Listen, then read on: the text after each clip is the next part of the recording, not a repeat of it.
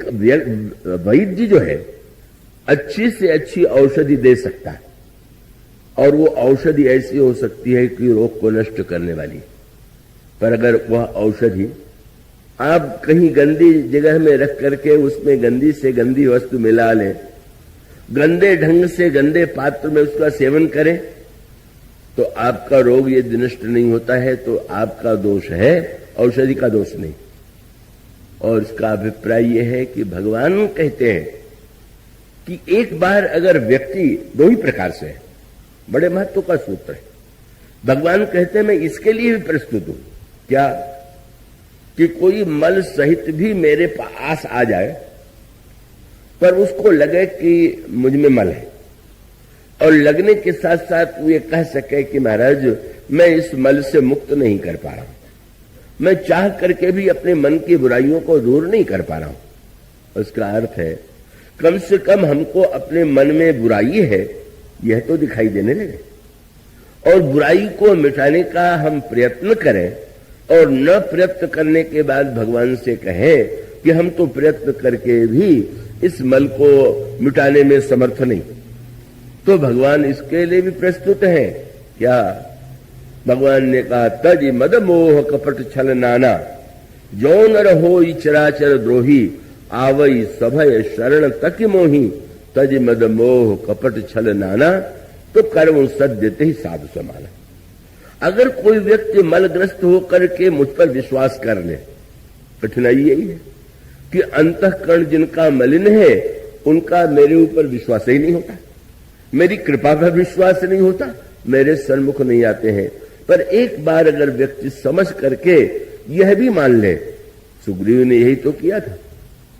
सुग्रीव तो निर्मल नहीं बन पाए थे, सुग्रीव के अंतःकरण में तो वासनाओं का बादल छा गया था, और भगवान को भूल गए थे। और भूलने के बाद भी भगवान श्री राम ने जो सांकेतिक वाक्य कहा, वह सांकेतिक वाक्य यही तो था कि वर्षागत निर्मल ऋतु आई। भगवान का संकेत यह था कि वह मेरी शरण में आया, और शरण में आने के पश्चात मैंने उसके लिए बाली का वध किया, उसको मैंने राज्य दिया। यहां पर बड़े महत्व का सूत्र है। बाली ने यह तर्क किया था कि ईश्वर सम है, और यह वाक्य कहने के बाद बड़ा सांकेतिक प्रसंग आता है कि जब प्रभु ने बाली पर बाण चलाया तो सामने नहीं आए, वृक्ष की आड़ में खड़े होकर के प्रभु ने बाण चलाया, और वो बाण जो है बाली को लगा, बाली गिर पड़ा।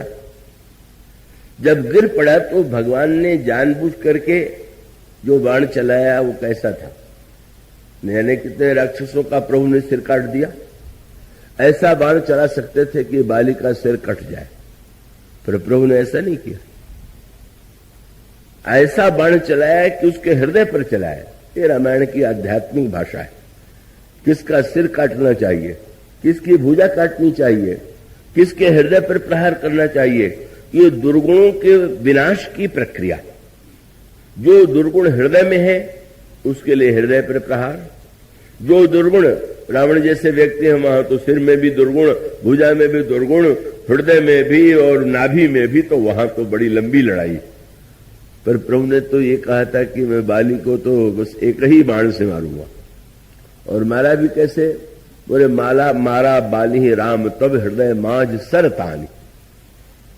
मार दिया, गिर पड़ा। अब इसके बाद दूसरा दृश्य, भगवान जानबूझ करके उस वृक्ष के आड़ से निकल करके बाली के सामने खड़े हो गए। क्या आवश्यकता थी, थोड़ी देर बाद मर जाता। पर भगवान चाहते थे कि बाली जो भी कहना चाहे एक बार मुझसे कह ले। और सचमुच कैसी अनोखी बात, जब बाली की आंखें खुली और उसने देखा तो दृश्य क्या था, श्याम गात सिर जटा बनाए और अरुण नयन सर चाप चढ़ाए। भगवान राम की आंखों में लाली है, धनुष पर बाण चढ़ा हुआ है और सामने खड़े। गोस्वामी जी जो बात बताना चाहते हो बड़े महत्व की। ये जो आंखों में प्रभु की लाली है, ये किसका लक्षण है? क्रोध में भी आंखें लाल हो जाती हैं और श्रृंगार में भी आंखें लाल हो जाती हैं। और उसका अर्थ क्या है कि जब भगवान के भक्त जब भगवान के आंखों में लाली देखते हैं तो उनको बड़े आनंद की अनुभूति होती है और उनको ऐसा लगता है कि भगवान की आंखों में इसमें राग दिखाई दे रहा है। पर बाली को तो राग नहीं दिखाई दे रहा। ईश्वर की आंखें बदलती नहीं है, वो तो जैसी है वैसी रहती है, पर देखने वालों की जो दृष्टि होती है उनको ऐसे लगा। बाली को यही लगा कि अब भी बाण चलाने के बाद भी आंखें लाल किए मेरे सामने खड़े। और वो जहां भक्त लोग भगवान की स्तुति करते हैं तो वहां तो ये शब्द को कहना भूलते ही नहीं है। अरुण नयन राजीव सुवेशम सीता नयन चकोर निशेषम। आपके नेत्र जो है वो तो लाल कमल के समान। धनुष पर बाण चढ़ाए हुए, एक बाण मार चुके और फिर भी क्या दूसरा मारने वाले हैं क्या? और तब बाली ने भगवान पर आरोप लगाना प्रारंभ किया। प्रभु जानना चाहते थे और ये कहा कि आप ब्रह्म हैं। प्रभु नहीं बोले। ब्रह्म का लक्षण है कि सम है, समोहम सर्वभूतेषु, और साथ साथ यद्यपि सम नहीं राग न रोसु। तो मेरा पहला आरोप है कि मैं बैरी सुग्रीव प्यारा। ये कौन सा समत्व है? मुझसे आपने विरोध कर दिया, सुग्रीव से मित्रता कर लिया, आप तो सम बिल्कुल नहीं। तो ब्रह्म का लक्षण तो आप में नहीं मिलता। बाली प्रभु तो मौन है, सुन रहे। अच्छा तुम जो आरोप लगाना चाहो लगा तो लो। उसने कहा आप ये कह सकते हैं कि ब्रह्म के रूप में मैं सम हूं, पर जब मैं सगुण रूप धारण करता हूं तब तो सम नहीं हूं। तो मेरा आरोप दूसरा है कि अगर आपने अवतार लिया तो धर्म है तू अवतरेव गोसाई, तो मारे मोह व्याध की नहीं। ब्रह्म है तो आपको सम होना चाहिए, और अवतार लिया है तो धर्म रक्षा के लिए अवतार लिया है। आपने मुझे व्याध की तरह मारा। क्यों? प्रभु ने जो उत्तर दिया उसकी गहराई को लोग ध्यान से समझते नहीं, और उन्होंने बहुत बड़ी बात कह दी। और वो बात प्रभु की यह थी कि बाली, तुम जब ये कहते हो कि मैंने छिप के मारा, जब तुम कहते हो कि मैंने धर्म रक्षा के लिए अवतार लिया, तो तुम मुझे मनुष्य मानते हो कि ईश्वर? बाली तो अपनी वाणी में स्वयं उलझ गया। बोले ईश्वर मान करके तुम आरोप लगा रहे हो कि मनुष्य मान करके? अगर तुम सचमुच इसे ईश्वर मुझे मानते हो तो ये आरोप तुम्हें नहीं लगाना चाहिए कि मैंने छिप के क्यों मारा। क्यों? बोले सारे विश्व को तो मैं छिप के मारा करता हूं, कभी सामने आकर के किसी को मैंने मारा है? ईश्वर का बाण चल रहा है। लव निमेश परमाणु जुग बरस कल्पसर चंड भजसी न मनत ही राम कह काल जास को दंड। काल के कोदंड पर समय का बाण चल रहा है और जीव मरते जा रहे हैं। भगवान दिखाई दे रहे हैं? नहीं। कहां है? वृक्ष की आड़ में। और वो वृक्ष कौन सा है? संसार कांतार अति घोर गंभीर बन गहन तरु कर्म संकुल में। सामने है ईश्वर, सामने नहीं। और इसलिए भगवान का तात्पर्य है मनुष्य मान करके तो तुम ये आरोप लगा सकते हो, पर ईश्वर मान करके ये आरोप नहीं लगा सकते। दूसरी बात वो जो सूत्र भगवान ने दिया कि बाली मैं छिप गया कि तुम नहीं देखना चाहते थे, यही तो सबसे बड़ा प्रश्न है। भगवान को हम नहीं देखना चाहते कि भगवान सचमुच नहीं दिखाई दे रहे, छिप गए। और तब भगवान ने कहा कि बाली विडंबना यह है कि मैं नहीं छिपा जितना तुम मुझे देखना नहीं चाहते थे। और तब प्रभु ने याद दिलाया, याद कर लो, मूढ़ तो ही अतिशय अभिमाना नारी सिखावन करसिन काना। चलते समय तेरी पत्नी ने तुझसे क्या कहा? भगवान क्यों कहना चाहते थे अगर मैं वहां खड़ा न होता तो मुझे कैसे पता चलता कि तेरी और तेरी पत्नी में क्या बातचीत चल रही? और तेरी पत्नी के मुंह से जो निकल रहा था वो कौन बोल रहा था? मैं तो इतना व्यग्र था कि तुम मुझे पहचान लो कि मैं वहां उस भवन में चला गया जहां तुम पत्नी के साथ हो, और तुम्हारी पत्नी के हृदय में प्रकट होकर के मैं तुम्हें बतलाना चाहता था कि मैं कौन हूं, और तुम्हारी पत्नी ने तुम्हें सावधान किया। उसने कहा और तुमने उसकी बात अनसुनी की। अब ये बताओ वो बोल कौन रहा था, कौन बतला रहा था? वही गाथा। कोई सत्संगी कथा में गए, महात्मा जी ने प्रवचन किया कि सारे संसार में ईश्वर विद्यमान। नए सत्संगी थे, उत्साह में भर गए, लौट करके आ रहे थे, उधर से एक मतवाला हाथी आ रहा था, पागल हो गया था, और पीछे पीछे से जो पीलवान था वो लोगों से कह रहा था हट जाइए हट जाइए, हाथी पागल हो गया है।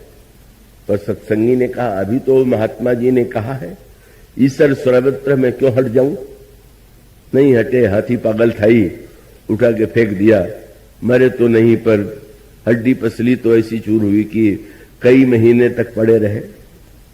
और जब चलने फिरने योग्य हो गए तो एक दिन जा रहे थे, वही महात्मा जी मिल गए जिनके प्रवचन में वो गए थे। पूछा बेटा बहुत दिन हुआ सत्संग में नहीं आते हो? महाराज आपके एक ही सद्दिन के सत्संग का फल इतने महीने से भोग रहा हूं, अब फिर आऊंगा क्या? आपने कह दिया ईश्वर सर्वत्र है।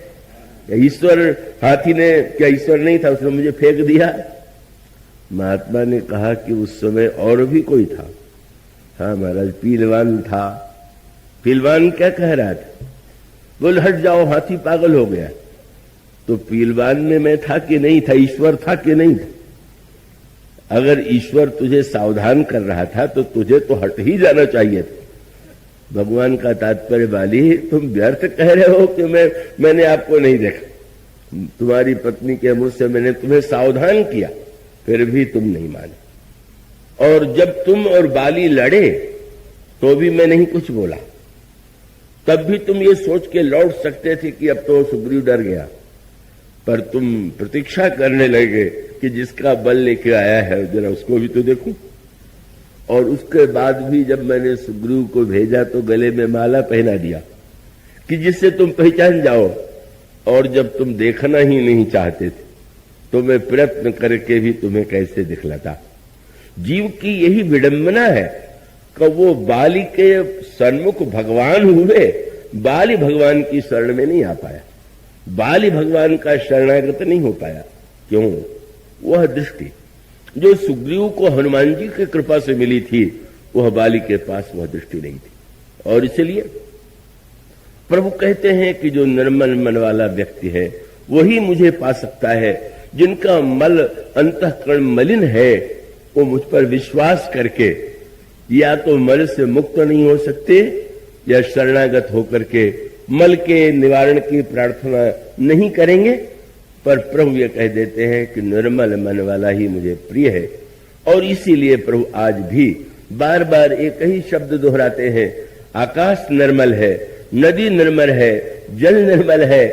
और सबकी तुलना व्यक्ति के अंतःकरण से हमारा हृदय कैसे पवित्र हो, निर्मल हो, हमारा मन कैसे निर्मल हो, हमारी वाणी कैसे निर्मल हो, हमारा कान कैसे निर्मल हो, इसके बाद की चर्चा